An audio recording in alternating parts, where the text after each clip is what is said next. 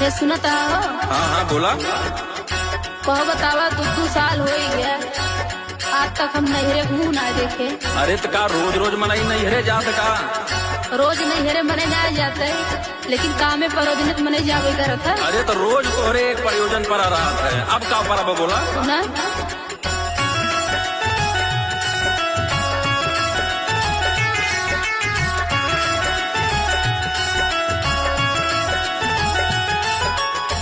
हमरे नैहरवा पिया बनल बा बियाहवा, नैहर जइबे करा।